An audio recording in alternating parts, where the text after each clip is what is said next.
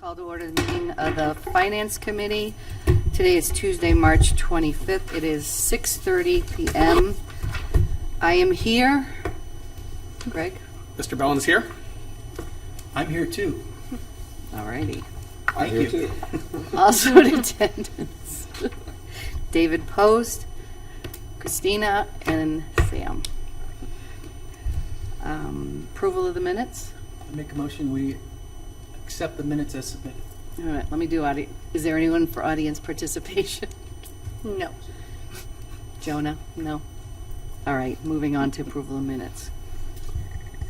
I make a motion that we approve the minutes as submitted. Is there a second? I'll second. Okay. And Greg. I will Greg. abstain. I wasn't there. Yeah, That's right. I vote yes. I vote yes as well, so that passes. With that, the approval of minutes passes with Greg abstaining because he was not in attendance at the January 28th meeting. Overview of monthly reports. Christina? Good evening, everyone. Good evening. So we didn't have a meeting last month. There really wasn't anything for the agenda. But I did have a council member approach me about going through and explaining what some of the monthly reports are. So I know that all of City Council gets a very large email from either myself or one of my staff members once a month with our city monthly reports. When you print them out, this is what it looks like, so be glad that we send them through email. But one of the things that this council person mentioned was that maybe there's not a lot of understanding of what's actually being sent. So I figured we'd just do a little run through of the reports that are sent to council monthly, just so you understand what we send out, why we send it out, and maybe if there's something different that you want to see or don't want to see, you can let us know, because we're all about saving paper and saving that email space as well. So we send several reports each month. We send a bank report, detailed trial balance expense report, revenue report, our statement of cash, which is Bill's favorite report, and then there's different variations of each of those that get sent out. They're all interrelated, but they all detail or summarize different bits of information. So we'll just go through the reports at the highest level of reporting with the most detail down to, I guess, the least amount of detail. So the expense and the revenue reports, those are the biggest ones that are sent out. This gives a line item detail of, hold on, let me switch my slide. Line item detail by fund and department of expenses and revenue. So everything is broken down by departments within the general fund. It's broken down, like let's say for example, the council budget.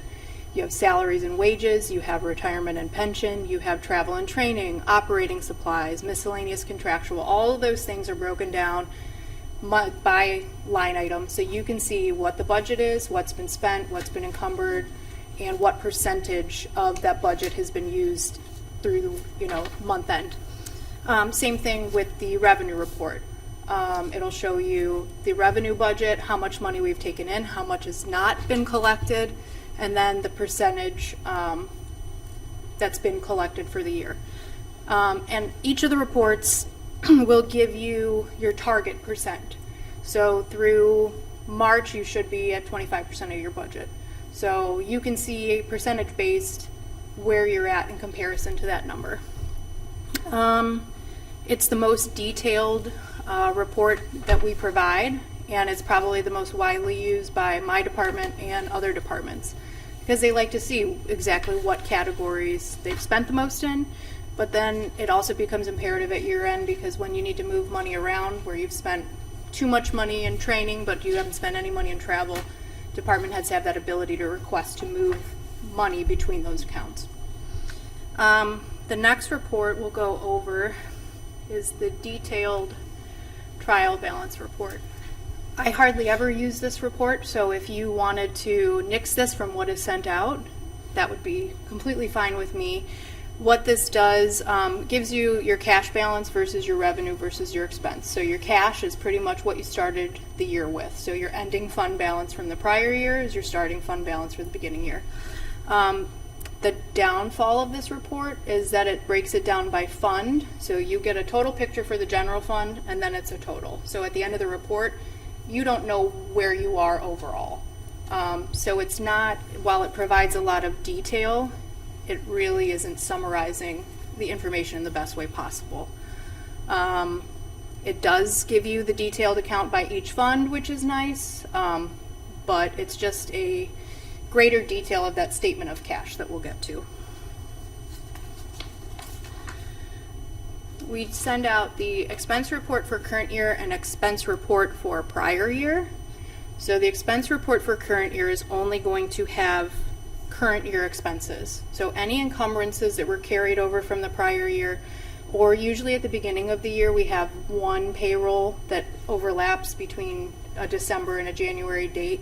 It's not going to include any of those numbers. Expense report for prior year is going to include any encumbrances that were carried over, and then that additional payroll that was from December. Just a little bit different information. Again, not necessarily the biggest distinction between the two. So the statement of cash position from revenue and expense. This is probably, when we do our reporting for the county, this is the most important document that we use. It gives you a high-level summary of what the detailed trial balance report does in greater detail. So you're going to have your beginning balance, you're going to show what your revenue to date is, what your expenses to date are, your unspent balance, any encumbrances that you have, and your ending fund balance. And this is nice because it details all of your funds in one report, gives you the totals for each category, and then you have your ending account balance with your total overall funds.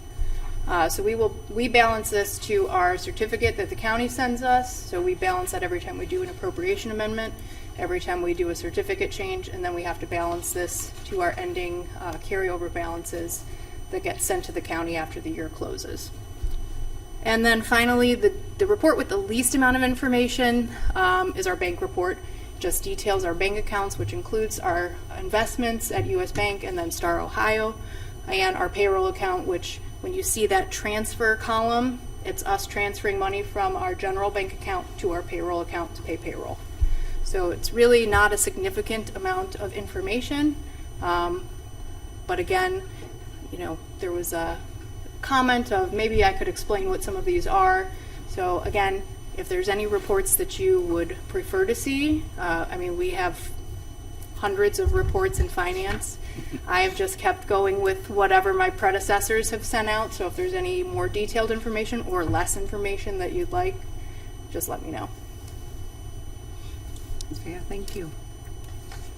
Everything you do is outstanding. Well, thank Your you, Dave. reporting is just, seriously, it's very easy to understand everything you do, really.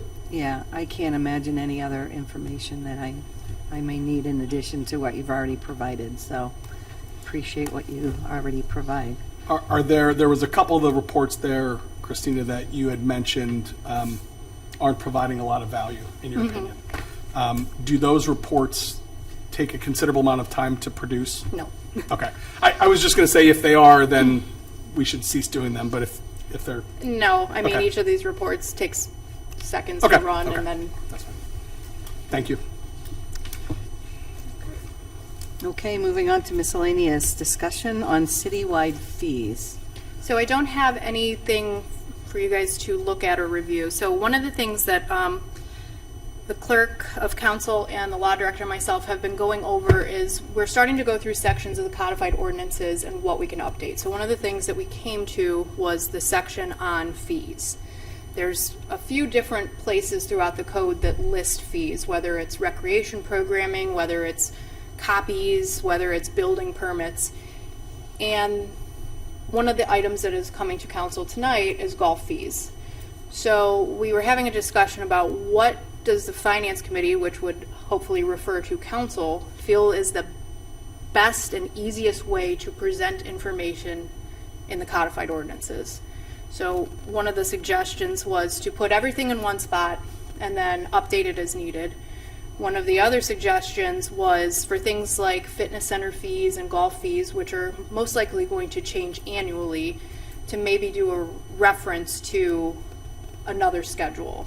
Instead of having it be in your codified ordinances and then, let's say you update, you know, how much you're going to charge for the water park annually, then you have to go back to your codified ordinances and change those, which we have to pay for every year. to reference a separate schedule that would be, say, something like on, the schedule of golf fees and fitness center fees is on, with the clerk of council for reference. That way, you didn't have to continually change those fees. Yeah. It just says reference this. Would that be the same for the sewer fees? So the sewer fees are a little bit different. I look at them almost more like the building department fees, because unless you do something which Nate and I actually are supposed to schedule a meeting about our sewer rate study, unless you do something where it says, every year we're going to authorize a 3% increase, those rates don't really change as frequently as something like your fitness center fees, where you're looking at your cost of, running your facilities, or you're looking at, the golf courses, comparing other golf courses around here. Sewer rates are really, you're comparing other cities, but they don't change as frequently as those other rates do. I would, oh, go ahead, sorry. I didn't hear what you said, go ahead. Okay. I should have been recognized by Karen anyway. I was just Right. not looking that way. Regarding sewer fees, I lost my train of thought. Go ahead. Could you talk louder, please? Or in the mic, maybe? Can you hear them? You can't hear them.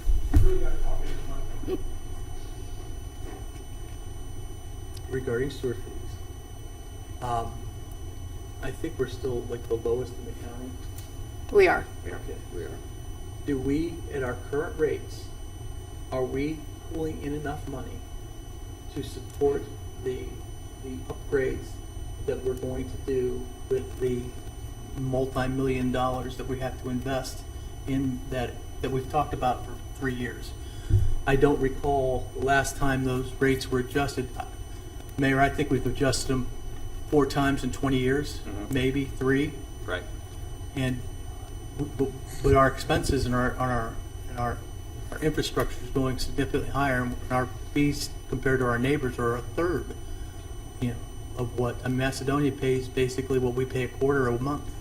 Right. So, Well, you're right. We are still the lowest in the county, and the study was just completed. I talked to Nate about that on Monday.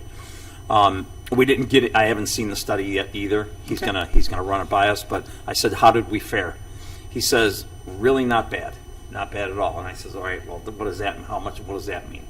He says, well, we've got to look at an increase probably the next. I think he said 4 years. But even at that, to bring it up to every year, I believe it was like under $10 increase, or $10 or $15 increase. So we're still doing very well. We're holding our own with it. It's, okay, even at we've what talked about $15 million of infrastructure over Yeah. a period of time, Mhm. and I see we got a couple $1 million there, or excuse me, 7 there now. So, Yeah, okay. And that $10 increase was for a 3-month bill. yeah. Yes. So you actually, Bill, when we jumped in at the same time, you actually took the words out of my mouth. We've talked for a while about making sure that we never have to spend any money at all. And I remember the last time we talked with Nate, he said, well, we're looking into that. We're having a consulting firm come in to do, is that the report that you're talking about from Yeah. that consulting firm? They're finished. They finished at 5. I'd rather see that we raise the rates 1% annually than just a regular 1%, than every 4 years jump it a large percent. Because when you say it's only a $10 or $15 increase, percentage-wise, that's huge, versus, because $10 or $15 on a sewer bill in Cuyahoga County is not much, because Cuyahoga County sewer bills are insane. But when our bills are coming in every 3 months at $60, you raise it $15 to his point. Well, $15 percentage-wise is, a lot, 25% actually. Well, don't quote me on that. We were passing in the hallway, and he kept walking, and I kept walking. We're kind of getting louder with Gotcha. one another. So, Well, I'd rather see a yeah, small he'll increase explain it to you though. It's, every year, like 3% Yeah. a year, or 2% a year, or 4%. We've actually mentioned this many times over the last few years, because again, we want to make sure that account has more than enough money to pay for everything. Right. And we, and being that we're so low, that's my 2 cents. I'd rather just do it in increments. I agree. I think it's better for the residents. That's all. Well, and one of the things that I did mention to Nate was a lot of the report really comes in with percentages. But one of the things that I remembered from the conversations that we had with Jen at the end of 2023 was the percentages can be deceiving. So sometimes you have to include the percentage, but you also have to include what the breakdown is for dollar value. Because a 3% increase, while you say, wow, 3% is a lot, well, 3% may come out to $1.25. Right. You know, when you're paying $62.50, Right. you know, a 3% increase is really, $1.80. yeah, it's not significant. So you also have to include the value in Right. there. I will also recall that we were at like 42 or something, and we raised it $15 last time. There was like this outrage, and we had to justify it. Again, you can't get a better deal on sewer than we have right now. At the It same was more time, than justifiable when we did it. At the Pardon time. me? I said it was more than justifiable at the time. Yeah, I it had been understand. 20 years or something I- since we had touched it. Yeah. I'm just saying that there was some, so I'm not opposed to Mr. Post's idea of, having incremental, say, hey, we're gonna do it this, and then this, and this, and that could probably take you 10 years. Is that money that is in the sewer account, is that also money that's being invested? Or is that just not invested, earning any interest at all? No, that's just in the sewer account. All right, so I guess the question becomes, would it be wise if you said there's $7 million in that account? Is that, Well, according to the statement of cash I have right here, if I'm reading it correctly, in account 510 in the sewer revenue, I'm showing at the end of February, we had $7,089,550. I thought we also had a sewer capital and a sewer improvement, and there's 2.531 million in that. So there's $9.5 million. You're reading it a little bit backwards. So if you go to the ending balance column, because that'll give you your Oh, I'm your sorry. current at the moment with all of your encumbrances. So sewer revenue fund has 6.7 million, and the sewer improvement has 2.4 million. Well, that's the ending balance. The Yes. unexpended balance Yeah. would be today, correct? Yes, but you always want to take out your encumbrances because you're assuming that they're you're accounted for already? yes. All right, that's fair enough. I'm reading the beginning balances at that point, and I look at the unexpended balances. Either way, It's still $6 to $8 It million. looks- Are like- you allowed to put that into savings account, something that is a fund that An is enterprise zone? An enterprise fund? Can an enterprise fund be put into and I'm not even saying all of it, but you put $3 million into an account earning 3%.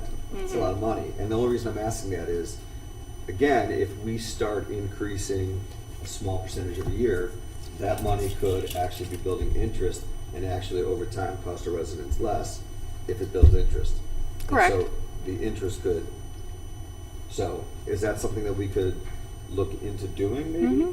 I mean, because again, $5 million earning 3% is a lot of money. So we currently do that with the general fund only, correct? Correct. Thank you. So we have the Treasury Investment Board that reviews that we had, was it? I forget her name. Eileen. Okay, it starts with an E. Old. Right? We're doing that with offsetting Right, with the general fund. CDs. I mean, but you're talking a money market, I'm talking, whatever you feel is best. I mean, I'm not the finance director, you're the finance director, but I'm saying to have it sitting there earning nothing, or seems like, Well, you have to remember that even though you have that 6 million, usually the sewer fund is spending about 5 million. So, I mean, when you have a $15 million project that's coming up, you have to assume that you're going to start eating away at that whatever balance you have very quickly. which is why I'm saying we should do slow incremental increases now. Put that money and start letting that money work for us maybe. So the only way that you would be able to do that and distinguish it from your other investments is you would have to almost create, I don't know if we've ever had like a separate bank account for your sewer deposits, because whatever goes into that, like right now, everything that goes into our general fund just gets, like, all the interest gets attributed to the general fund. So you would have to have like a separate account for all of your money for your sewer because it's an enterprise fund. So all of your revenue would have to go in there, all your expenses would come out of there, and then all of your investment and investment income would have to be credited to sewer revenue. I feel like we had a sewer revenue account at one point, like a bank account, and then we closed that, and I'm not sure when or why. I don't recall that. I just don't. Okay. So, Because I know we're going through our audit right now, and there's something where they request our sewer bank account, and it says closed, and I forget what date it is. I want to say it's like, well, maybe 2019, Gotcha. something like that. So I can look into that though. It's just something worth looking into, and again, if we start collecting earlier, let our money work for us then, and, $2 a year Yeah. instead of $10 in 5 years, just makes sense. So I guess back to the fee discussion and how we want it displayed, the only part that I find that's a little difficult when you do just putting like, okay, we're going to do a 3% increase annually. One of the things that I've had a hard time, so for example, last year we raised the competitive bidding limit to match what the state did, and it was started off at $75,000, and then it was a 3% increase per year. Well, off the top of my head, whenever anyone's like, "What's the competitive bidding limit now?" I'm like, "Hold on, I gotta figure it out." 75,000 plus 3% Yes, times X number of years. Exactly. So, and then it's, however, unless you create a schedule, which Shannon luckily has done, and it's nice to reference. Right.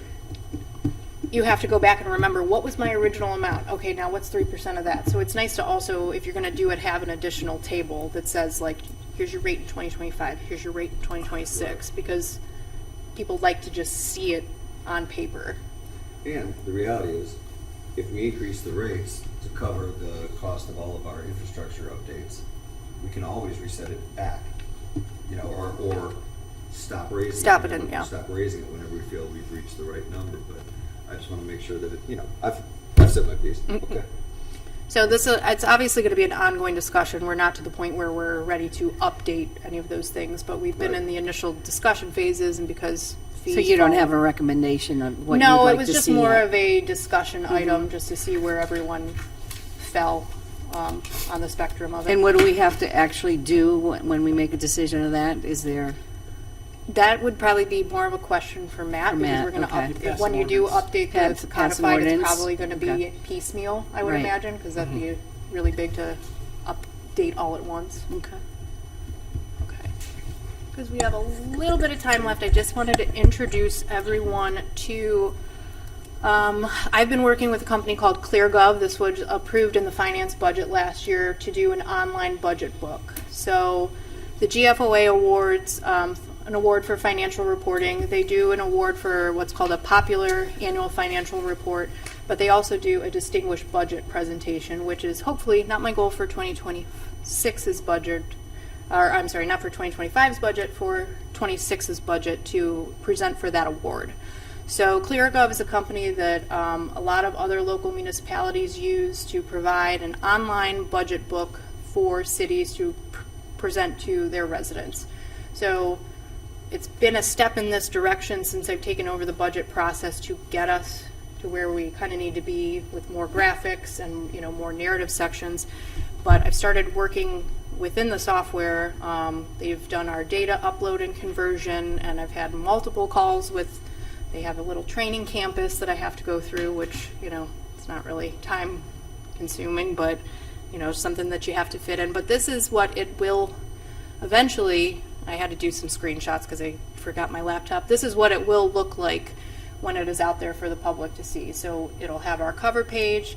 It'll have all the information on the side, which if you're online, you'll go to our website. It'll send you. It'll be ClearGov's hosted website, but a resident could go on. They can pick any one of these sections and jump to it. So there can be a narrative about the city's history, what our financial policies are. We send out a budget timeline. They can view those. They can see what the Capital Improvement Board has come up with. They can see what our priorities are for our spending. There's a debt overview section. There's a capital overview section. So really, when you scroll through, it gives you information, and I can pick and choose what to put out there, like what graphs, what type of information would be easily readable and easily understandable for residents to go and be like, they could say, I want to see how much the police department has spent in this year. They can click on police, whatever department they want to look at, and it'll be a narrative of what that department does, what their functions are, who a contact information, who a contact person is, and then, it can get into breakdown from fund level to department level to object level of what we're spending our money on. So I just did a couple screenshots just so you could see kind of what it looks like so far. Are you able to read the bottom line to say what those color codes are, or is it just an example? It doesn't So like the green is revenue actual. There's a little bright green distinction, which is the revenue that we budgeted. Same thing with expenses actual and expenses budgeted. So obviously 2025 looks. I grabbed your phone, Yeah. and I just couldn't tell. I didn't know if there was a capital expenditure included in that or not. Well, and the nice It'd thing be a is, separate account. so you can hover over any of those and it will tell you what it is. So I think I included, so it does have everything, like this is a revenue breakdown, an expenditure breakdown, and it breaks it down by, it's nice because wages. I just want to see how much the city spent on salaries. But on each of these, you can hover over any of the little portions of the graph and it'll tell you what it is and the number. So So this is up now? this is not up now. This is You what said- I'm working on. Hopefully I would like to get it live by July. So I have to go in and manually add everything at this point, which it's not bad. The data itself, they upload You're for you. pulling the data from But the the narrative reports. stuff, Okay. all of the nice fluffy things that you want everyone to know, that all has to be manually added. That'd be really easy to use. So we do have the option to have department heads submit their own information into it. I don't think we're quite ready for that yet. I would like it to still be cohesive. That way you don't have, you don't want different narration through your budget book process, because then it sounds like there's, 5 different people who are writing it. So we may get to that maybe next year, because there is a training component for them as well, just how to use the system, how to manipulate things within the system. But just wanted to give you guys an update of that budget software and what should be coming hopefully soon. Great. Thank you, Christine. Thank you so much, Christina. Any other discussion on any of Christina's presentation? No, ma'am. No, not at this time. Okay, the next Well done. meeting will be April 22nd. Do we have a time yet for that, or guesstimate? I would say that all the meetings except for like the budget later in the year would start at 6:30. 6:30? All right, thank you. And we will adjourn now at 6:58.